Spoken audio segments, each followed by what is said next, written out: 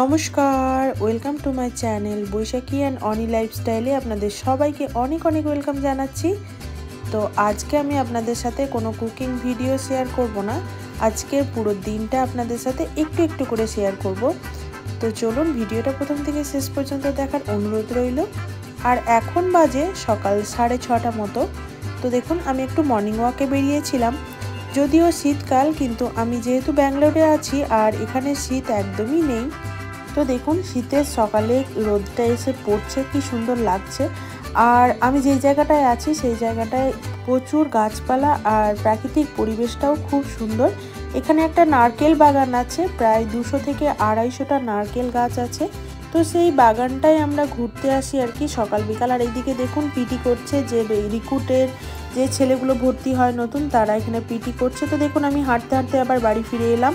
আর এই বিল্ডিংটায় আমি থাকি নিচের তলায়। তো এবার চলুন সোজা কিচেনে ঢুকে পড়েছি। রুমে এসে একটু হাত মুখ ধুয়ে পরিষ্কার হয়ে তারপর কিচেনে এসেছি। এখন বানাবো ব্রেকফাস্ট, আর আজকে ব্রেকফাস্টটা একটু হেলদিভাবে বানাবো। তার জন্য এখানে আমি 2 বাটি সুজি নিয়ে নিলাম, আর তার সাথে অল্প পরিমাণে আটা দেব। মানে যা সুজি নিয়েছি তার অর্ধেকটা গমের আটা ব্যবহার করেছি। এবার এই সুজি আর আটাটাকে একটু গরম জল দিয়ে মাখিয়ে নেব, যাতে করে সুজিটা খুব সুন্দরভাবে ফুলে যায় আর আটাটার সাথে খুব সুন্দরভাবে মিশে যায়। তো এর সাথে আমি দিয়ে দেব টেস্ট অনুসারে লবণ আর দেব গোলমরিচের গুঁড়ো। তো আপনারা চাইলে কাঁচা লঙ্কা কুচি করেও দিতে পারেন। তো আমি একটু গোলমরিচ গুঁড়োটাই বেশি করে ব্যবহার করছি, এতে করে ঝালটা সুন্দরভাবে হয়ে যাবে। আর এর সাথে সাথে আমি কিছু সবজি ব্যবহার করব।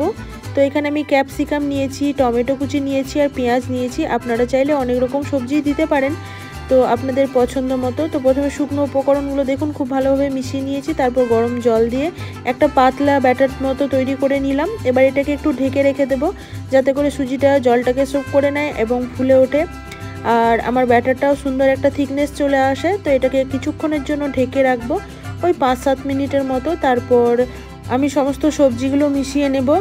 তারপর নর্মালি যেমন আপনারা গোলা পরোটা বানান আটার বা ময়দার, তো সেই রকমই একটা পরোটা বানিয়ে নেব। তো এটা আমি সসের সাথে পরিবেশন করব। তো চলুন আমি পরোটাগুলো ঝটপট করে বানিয়ে নিই, তারপর পরিবেশন করে দেব। আর যেহেতু আমার শাশুড়ি মা ডিম খান না, তাই ওনার জন্য প্রথমে আমি 2টো বানিয়ে নিচ্ছি, কারণ আটা দিয়েছি তাই বাইন্ডিংটা সুন্দর হয়েছে।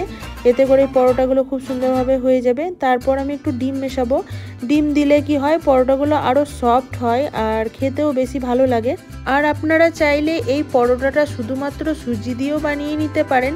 তো আমি মাঝে মধ্যে কিন্তু সুজি দিয়েও বানিয়ে থাকি। শুধু সুজি দিয়ে বানালে কিন্তু খুবই সফট হয় পরোটাটা, আর একটু সময় সাপেক্ষ। মানে সুজি দিয়ে বানালে একটু ধৈর্য ধরে সময় নিয়ে বানাতে হবে, কারণ সুজির বাইন্ডিংটা খুব একটা মজবুত হয় না। যেমন আটা বা ময়দা দিলে খুব সুন্দরভাবে একটা বাইন্ডিং হয়, পরোটাটা ভেঙে যায় না, সেরকম কিন্তু সুজি দিলে হয় না। কিন্তু সুজি দিয়েও হয়, একটু সময় নিয়ে বানাতে হবে। আর এই পরোটার সাথে দেখুন আমি একটা লাড্ডু পরিবেশন করব। অ্যাকচুয়ালি ওটা লাড্ডু আর নেই, ভেঙে গেছে। তো এটা হচ্ছিল বাবলা গাছের আঠা, আর ওই রাজস্থানী দিদিটা আমাকে দিয়েছিল। তো সে বলেছিল কি গুঁদের লাড্ডু। তো আমি জানি না, প্রথম খেয়েছি, বাট খুবই ভালো লাগছিল খেতে, টেস্টটা খুব সুন্দর। ওটা ঘি দিয়ে বানানো হয়েছিল। আর এদিকে দেখুন সকালবেলায় বাজার চলে এসছে। আজকে আমি আপনাদের সাথে কোনো রান্নার ভিডিও শেয়ার করব না, সোজা ডাইরেক্ট লাঞ্চের থালিতে চলে এসেছি। লাঞ্চে বানিয়েছিলাম একটু আমি ইয়েলো ফ্রাইড রাইস টাইপের করেছিলাম, মানে বাসন্তী পোলাও যেটা হয় সেটাই আর কি। আমি একটু মিষ্টি দিয়ে আর একটু সবজি টবজি দিয়ে বানিয়েছিলাম। আর একটা মিক্সড ভেজিটেবল বানিয়েছিলাম, ফুলকপি, আলু, মটরশুঁটি, ক্যাপসিকাম সব কিছু দিয়ে।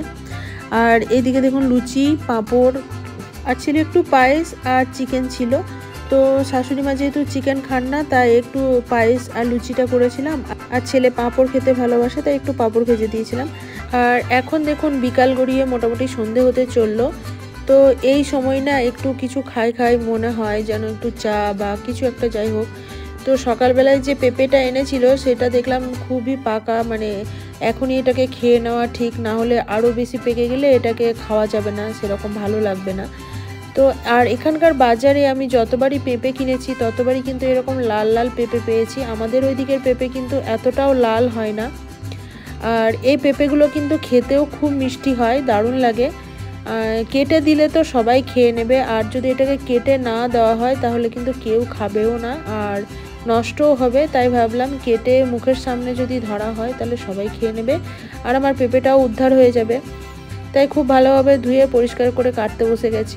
আর সত্যি কথা বলতে কি আমার নিজেরও কিন্তু এইসব ফল খেতে খুবই ভালো লাগে, যেমন পেয়ারা, পেঁপে, সবেদা, এইসব গ্রামের দিকে যেই ফলগুলো বেশি পাওয়া যায় সেই ফলগুলো আমার বেশি ভালো লাগে খেতে। আপেল বা বেদানা সত্যি কথা বলতে এই সব ফল ভালো লাগে না অতটাও।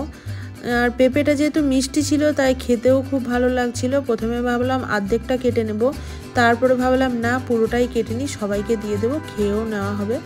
আর এই পেঁপের ভেতরে যে বীজগুলো আছে দেখছেন, আমি একটা পাশের বাড়ি একটা আমার বাঙালি দিদি আছে, সে আমাকে বলেছিল এর মধ্যে যেগুলো কালো, একদম কালো বীজ, সেইগুলোকে লাগিও, মাটিতে লাগিয়ে দিলে বা ছড়িয়ে দিলে সেখান থেকে চারা গাছ বেরোবে।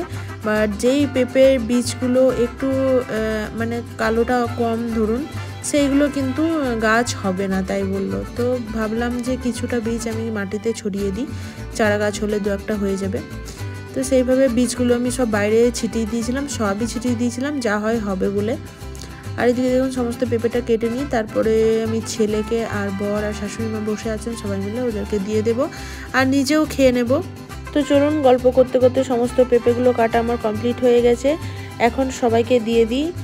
আর আজকের ভিডিওটা আমার এই পর্যন্তই। ভিডিওটা কেমন লাগলো একটা কমেন্ট করে জানাতে পারেন। যদি কোথাও একটুও ভালো লেগে থাকে তাহলে একটা কমেন্ট করবেন আর একটা লাইক করতে পারেন, পারলে বন্ধু বান্ধবীর সাথে একটা শেয়ার করতে। আর আমার চ্যানেলে নতুন সদস্য হয়ে থাকলে চ্যানেলটা সাবস্ক্রাইব করে বেল বাটনটা অল করে দেবেন, যাতে যখনই কোনো ভিডিও আপলোড করি আপনাদের কাছে খুব সহজেই পৌঁছে যায়। সবাই ভালো থাকবেন, সুস্থ থাকবেন, টাটা।